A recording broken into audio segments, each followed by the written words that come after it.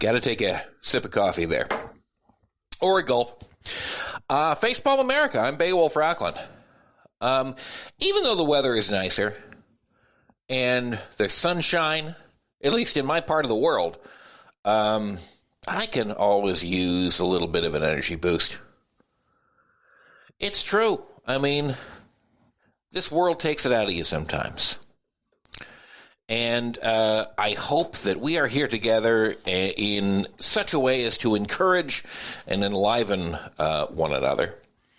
As always, I mention this, and I know you know it, but you can go online to facepalmamerica.com or to Facepalm USA on Twitter, at Facepalm USA, or search Facepalm America on Facebook, and you'll find more information about us. That's just something that happens. As each week we do, Susanne Posel of This Week Again is here to speak with us. Suzanne, how's it going? It's going. Oh my gosh. Have you heard the news? What's the news? I'm sorry. Normally I'm like, yeah, let's do the pleasantry. Mm-hmm. This was just reported. I don't know much details. I will be digging into this for my show on Sunday, but someone set themselves on fire outside the Manhattan court. Oh, wow. Right after jury selection was finalized for the Trump trial, for the hush money case. Oh, wow. Well, it happened live on television. There was a reporter who stood up. She was talking to one of her colleagues and interviewing outside the courthouse, and she saw the smoke. She smelled.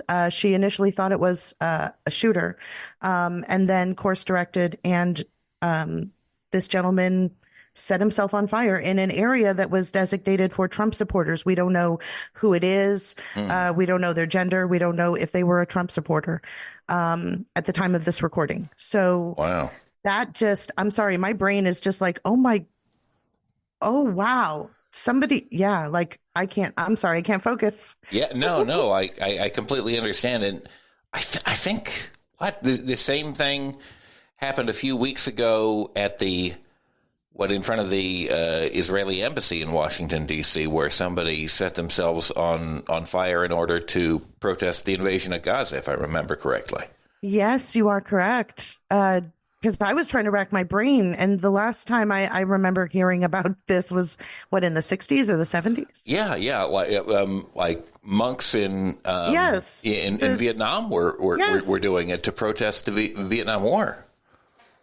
I don't know what would possess someone to do that, or why it happened, or what side of the political aisle that they're on. But if this was a Trump supporter, you guys need help.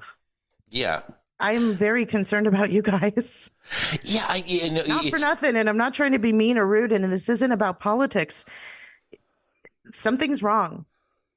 Yeah. I mean, if that was, I don't know. I almost wonder that, like, maybe someone, and again, I'm just completely speculating at this point.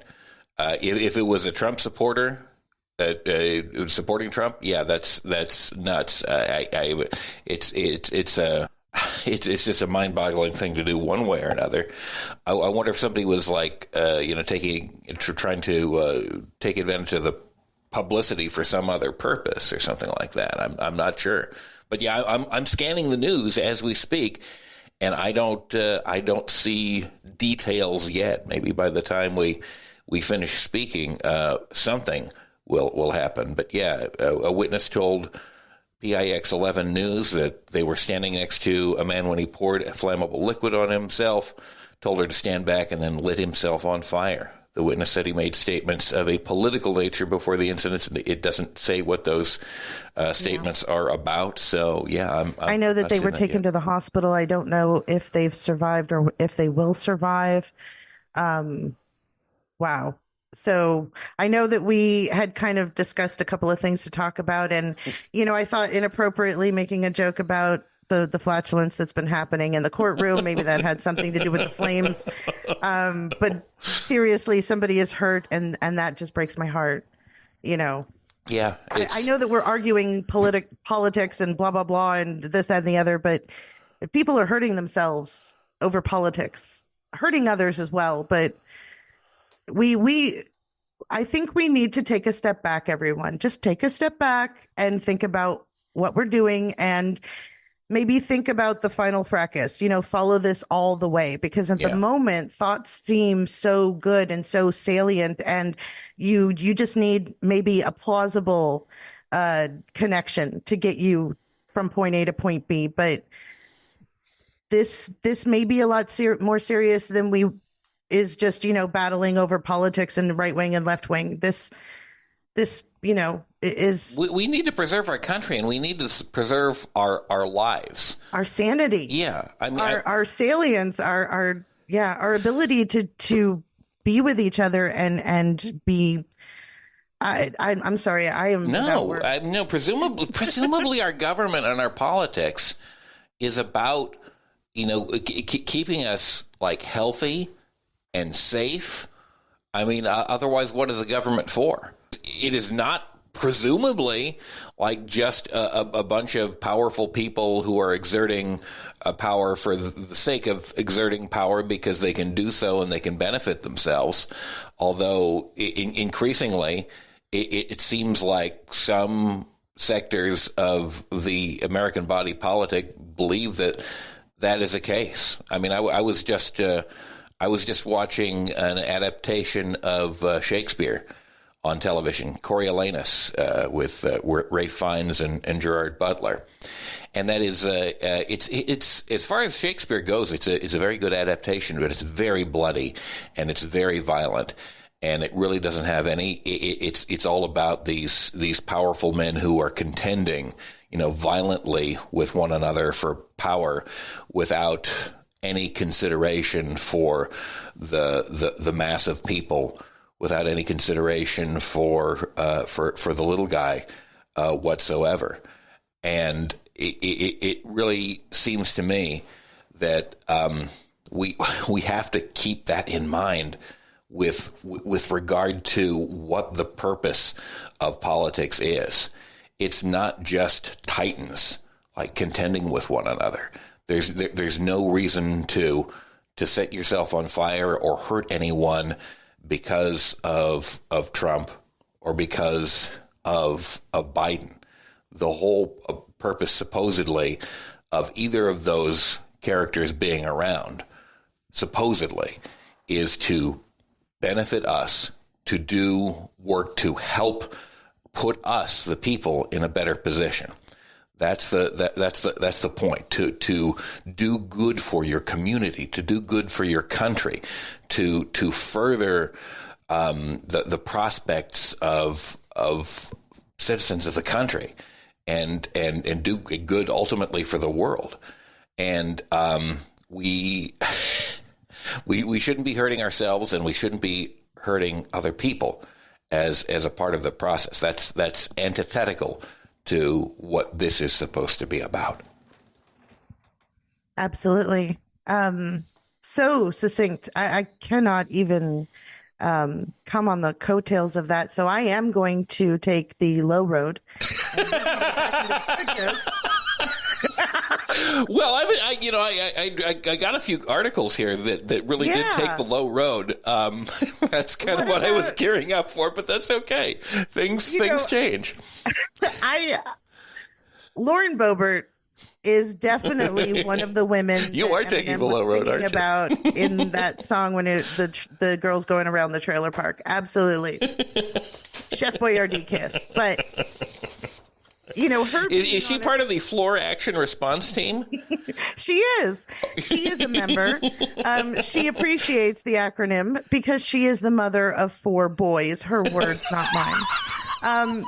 Regardless, guys, come on. Think about this. So this is a group of people who these are Republicans watching Republicans. Yes. And in that, they come up with an acronym that does. So if you smell something in the halls of Congress, there's a strange air coming from Capitol Hill these days. And it's all because of the actions of the Floor Action Response Team. Yes, the FART, ladies and gentlemen, the Floor Action Response Team. This is actually an organization, a team of conservative lawmakers from the House Freedom Caucus. Their objective to take shifts monitoring the chamber floor to prevent their own party leaders from making unilateral moves that could curb their power. So the FART team is watching carefully, ever vigilant, to make sure that I don't know, the less vigilant, less free caucus is not getting up to what they don't want. The insufficiently Trump imbued members of the Republican carcass. The Republican carcass. It probably smells like that. It probably does. These are not people who come from, I don't know, I don't think that hygiene is high on Marjorie Taylor Greene's. Do you? But, that's just me. There was a character. There's one of these commentators on Fox News. I forget his name. I can envision his face, but he was talking, and this was a couple of years ago during COVID, about the fact, proudly, in fact, that he did not wash his hands, that he never washed his hands. And this was a point of pride, practically a point of honor for him, that he was so tough that he could defeat the germs single-handedly and didn't need to take any other precautions against them. And apparently this extends throughout the Freedom Caucus because that odor is apparently lingering on the right side of the chamber. I don't know for a fact that their tagline is "something is rotten in the halls of Congress." I just know it's true. Because maybe, I don't know, the stench. It's like the bog of eternal stench, right? Yes. Did they get this idea from Jim Henson?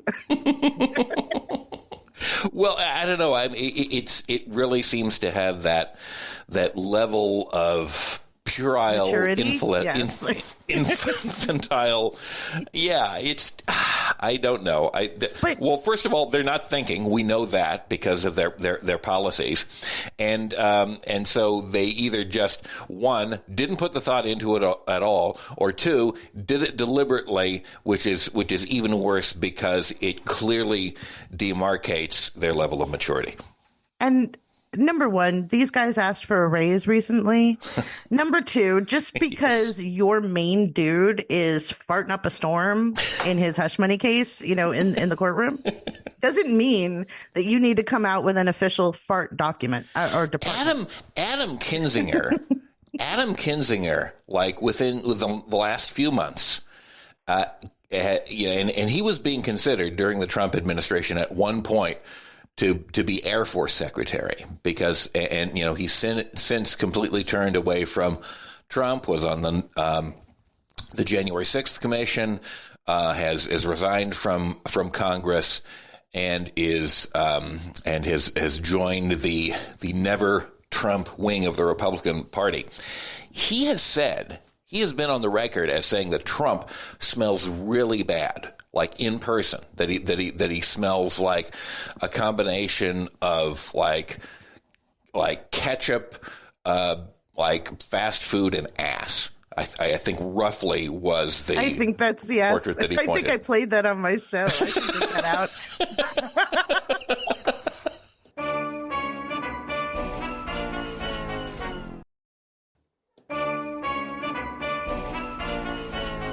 I do remember, and this might be, just my 47-year-old dementia showing itself, but I do remember after he left and there was multiple people who worked in the White House talking and going on talk shows on ABC and Face the Nation and things like that, commenting on how he would relieve himself.